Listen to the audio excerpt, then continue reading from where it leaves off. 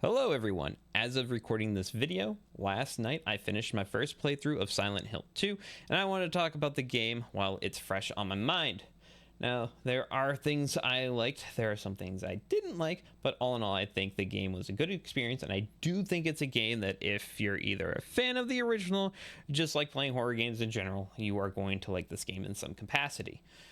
I want to start off by talking about the things I did like about the game, namely the sound design. The sound design is incredible. There are so many instances of me walking around a building in silence, but you go to interact with something or even just pick up one of the little pieces of lore paper and the game throws like the sound of a little shuffle behind you, or maybe as you're exploring the room you'll get a little bit of ASMR as someone whispers into your ear but there's no one there. Well, ASMR isn't really my thing. I did appreciate the little touches of being alone in a room, but never really feeling like I was truly alone in any capacity. Another piece of the puzzle I liked was, well, most of the puzzles in the game. I played through the game with standard settings across the board, and there were a few puzzles that had stumped me. There were some that I just did bad math on, but for the most part, getting the answer to a puzzle typically did have that Jimmy Neutron brain blast feeling of, aha, I've solved it. I will say where the puzzles felt weakest for me was definitely the hospital, and that's not even to say that the hospital was bad, but having what felt like a very long stretch of the game be all about just exploring the floor of the hospital, find a code, to then backtrack to where I need to enter the code to get an item that gets me to the next floor of the hospital, which I will then again need to find a code or two to get the next item to get me to the next floor. Started feeling exhausting, did not feel good. The game could have used a variation of gameplay there just to keep my brain from getting bored, especially because you spend so much time just retreading areas you've already been relentlessly throughout that entire section of the game. Next up, I want to talk about combat. You have a melee weapon and 3 guns, and that's it throughout the entirety of the game. For some, that may be enough. I know people like their weapon variety, but for this experience I think it does very well keeping the weapon limit to 4. You'll start off with your melee weapon for your first fight where the game teaches you, hey, you can swing this board and you can dodge, and that's about it. Eventually come across a pistol, but the game is very good about dishing out ammo for it slowly, so you're constantly trying to pick, hey, am I going to swing with this board or am I going to shoot this enemy? When you get to the aforementioned hospital, you get your shotgun, and then towards the end of the game, you get a rifle. All these weapons had a purpose in my inventory. I'd use my melee weapon on the enemies that don't pose much of a threat. My pistol was for those goddamn leg monsters. The shotgun was used for taking out the nurses in a single blast, or at least knocking them down so that you could finish them off quickly with your melee weapon. Then the rifle was great for initiating fights from afar instead of needing to be up close all the time. Like, oh, I can just barely make out a few enemies down the hallway. You take out the rifle, drop one of them, depending what the other enemies are, you can handle them all from afar, or if they are able to charge at you, you switch to a close range weapon and finish off the rest. Now, like I said, these were all great tools for taking care of the enemies in the game, but aside from a handful of bosses, you are going to be fighting the same enemies over and over and over again. There's I don't actually know the names of the enemies in the game except for Pyramid Head. But for enemies, you have like a hobbler who is going to stumble at you and try to headbutt you. There's a variation of the hobbler that is going to try to squirt all over you any chance it gets, even in death. There's the goddamn legs, and while for me they were the most annoying enemy, they had the most variation of how they attack you. Next up, you have 2 variations of the nurses. Generally don't know the difference between the 2. One of them may have more health than the other, but I'm not sure. Then there are dudes that hang from the ceiling, but for the most part they fight from below you because they've attached themselves to a ceiling below you and attack from under you. And that's pretty much it for enemies aside from some bosses. Now, all that said, was combat easy or hard? Well, let's put it this way. You have 2 healing items in the game. You have what essentially just looks like Dayquil, and that heals a little bit of your health. And then you have a syringe that heals a lot of your health. In my playthrough, I was 12 or 13 hours in when I finally went and looked at what the syringe did, because I had so many of them but hadn't used any.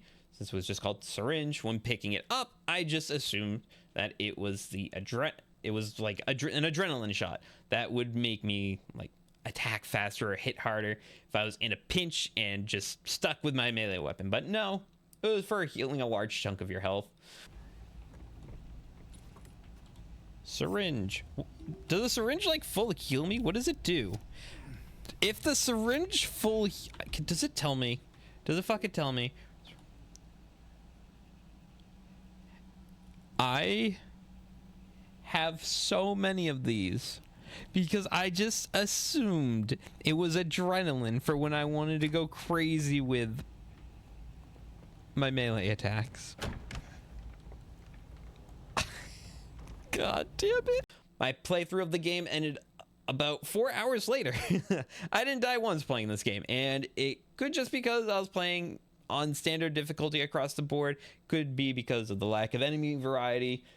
I was always able to discern in the heat of the moment like which enemies to take care of first, regardless of the reasoning. I'm clearly just a god gamer. Next, I would like to talk about the story. You arrive at the town called Silent Hill because you received a letter from your dead wife saying, hey, I'm actually alive and chilling over here. Come find me. So your main character, James, packs up his things and just goes straight to Silent Hill. From the start, I'm sitting there like, what idiot is going to get a letter from his dead wife and be like, oh, she must be alive, and drive right over there. And for about half the game, I was still having that thought. Then with everything going on in the game, where it felt like the people in Silent Hill were brought there to atone for something they had done, my mind had changed to, okay, he's here to find his dead wife, who he knows is dead. Why is he so obsessed with this? And so I came to the conclusion that James had actually done something to his wife to cause her death. Dude, I am convinced that's what this game is trying to tell me. This guy probably did something fucked up to his wife, and now he's like, I regret it. I'm tormenting myself. Ah! That's what I've decided.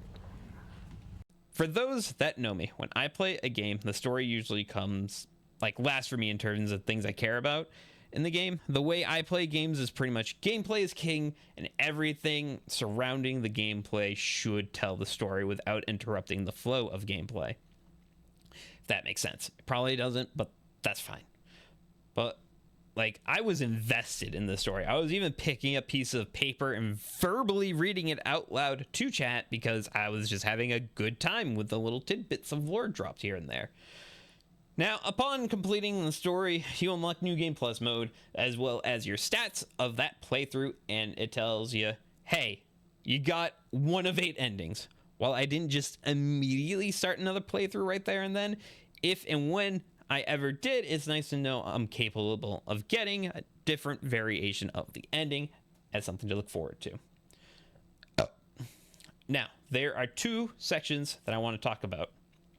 One of them I've already kind of talked about, that being the hospital. Again, the section felt way too long with too much time spent finding codes to open up doors or locks, and it just felt really repetitive and felt very lackluster.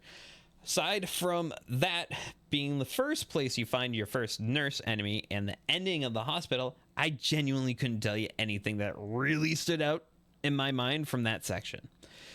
And then the other section of the game I want to talk about is the labyrinth. Another section of the game that felt like went on just a little too long. Too many MacGuffins to be found to then get one big MacGuffin that lets you out of the labyrinth. I don't want to talk too much about it as to not give away spoilers as to what's going on, but for me, that section did feel like it could have had some fat trimmed off of it. From here, I want to talk a little bit about optimization. I played the game on PC.